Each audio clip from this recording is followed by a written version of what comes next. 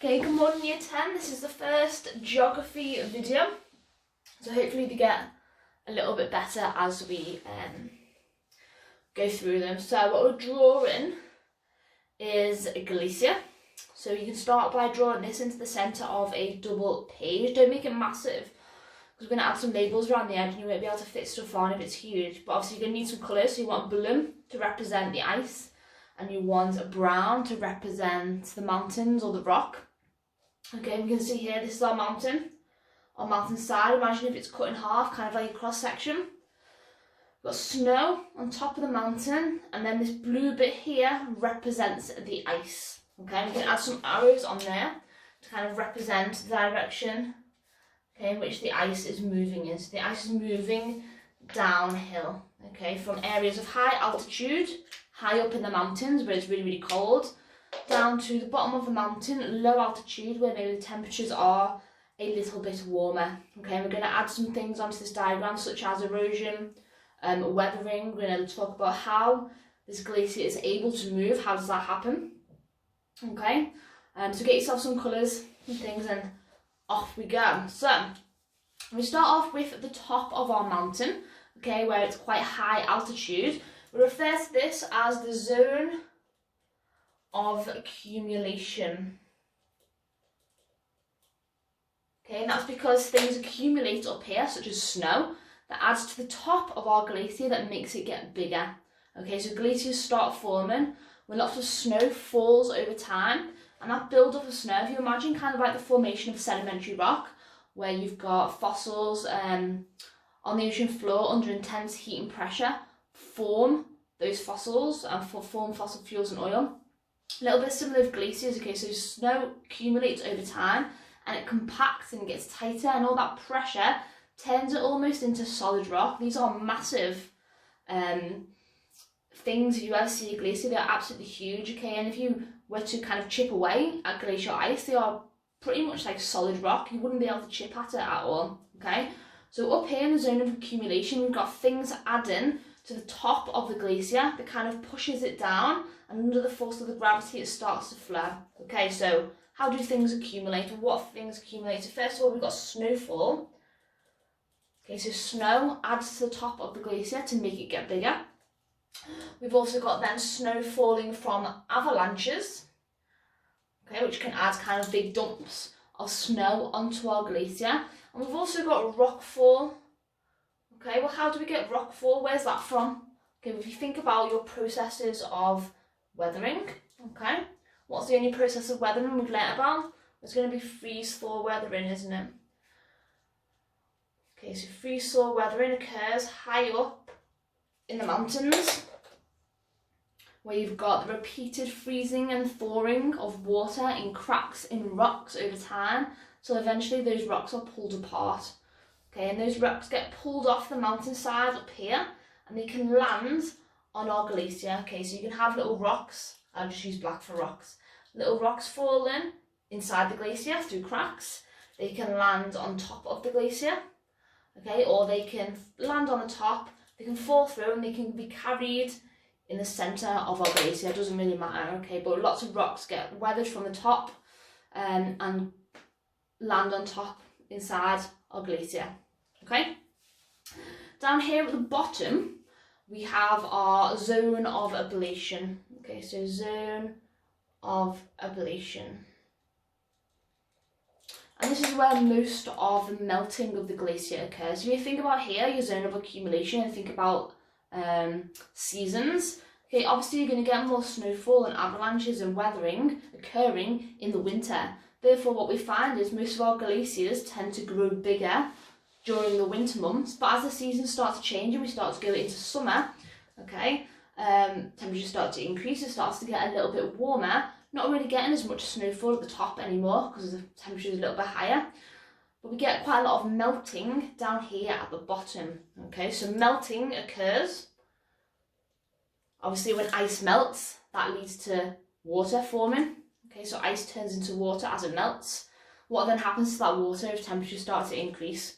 Okay, well, melting can just lead to evaporation.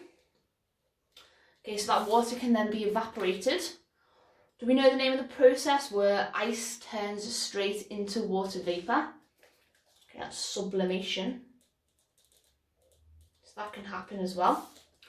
The other thing that we get is something called calving. Okay, and this is when the ice maybe cracks at the end. Okay, just draw a little kind of crack in there. Ice would crack at the end and a whole chunk of ice would fall off the end of the glacier. Now if that glacier is travelling down towards the sea and that bit of ice breaks off and goes into the sea, that's how you get icebergs forming. Okay, that's just bits of glacier that have carved off the end of the big kind of glacier itself. Okay, so there are two zones there. If these were equal, so we have the same amount of accumulation as we have melting at the end, we would have what we call dynamic equilibrium. Okay, that's not always the case, and what we find actually globally at the moment is most of our glaciers around the world are actually melting. Okay, so the zone of ablation here is actually higher than here, so most of our glaciers are getting smaller. Okay, they're melting more at the end than they are accumulating at the top. Okay, so every time our glacier here, this is where it is today, maybe 10 years time, the end of it might be here.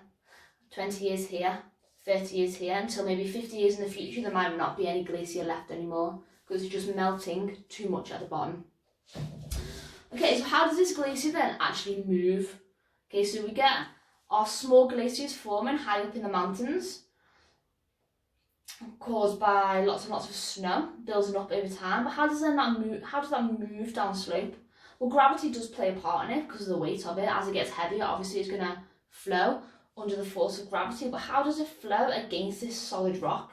Surely there's quite a lot of friction in there that's going to kind of stop this ice from flowing along. Well, yeah, there is.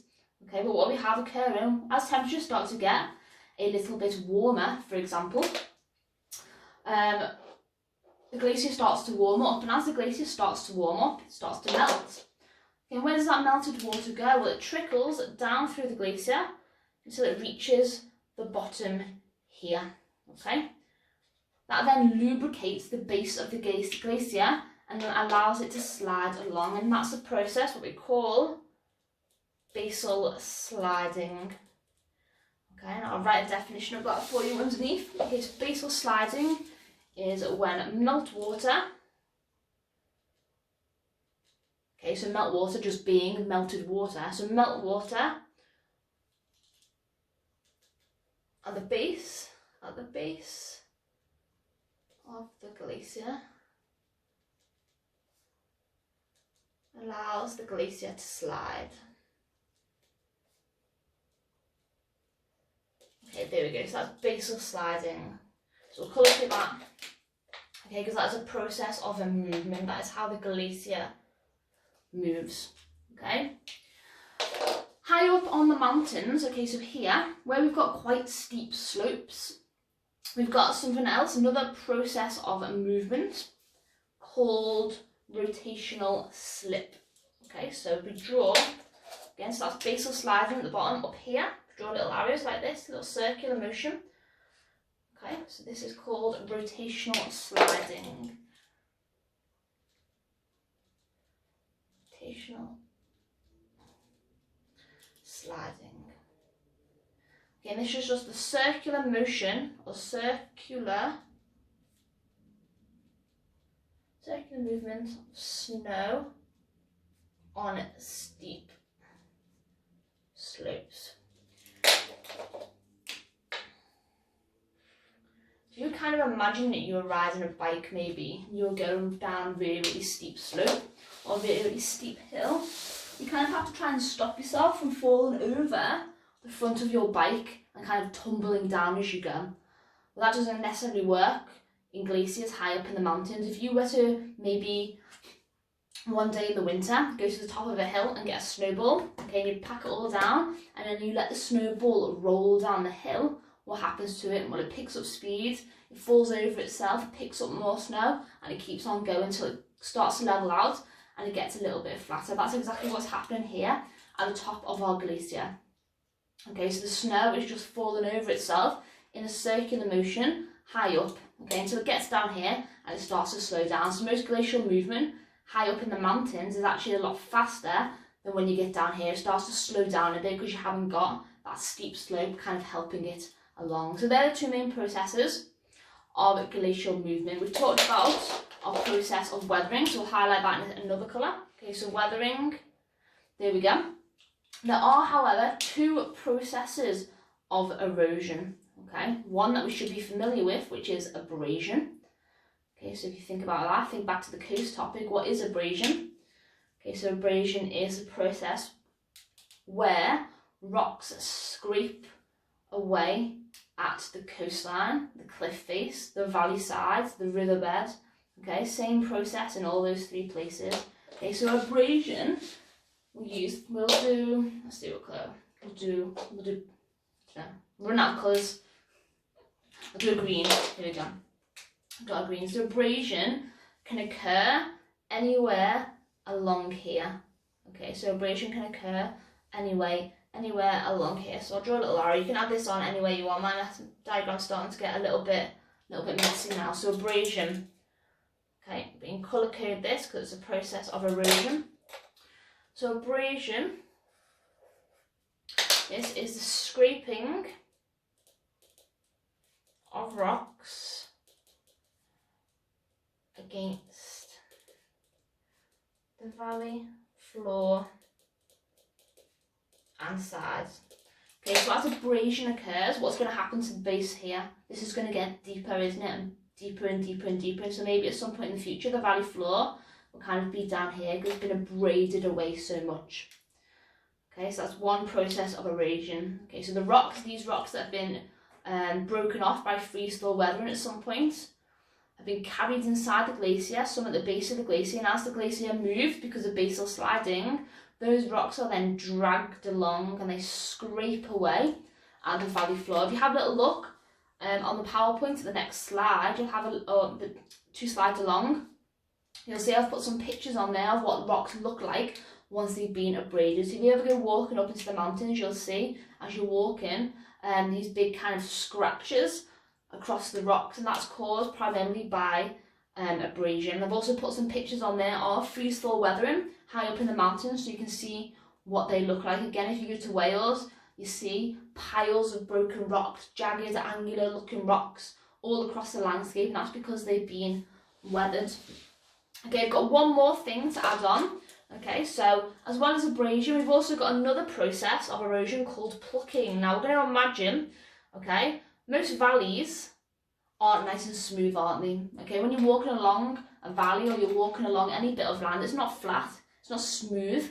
Okay, you've got what we call outcrops of rock. You've got rocks sticking out the ground. Okay, so what happens is a process called plucking. Okay, I'll add that on there.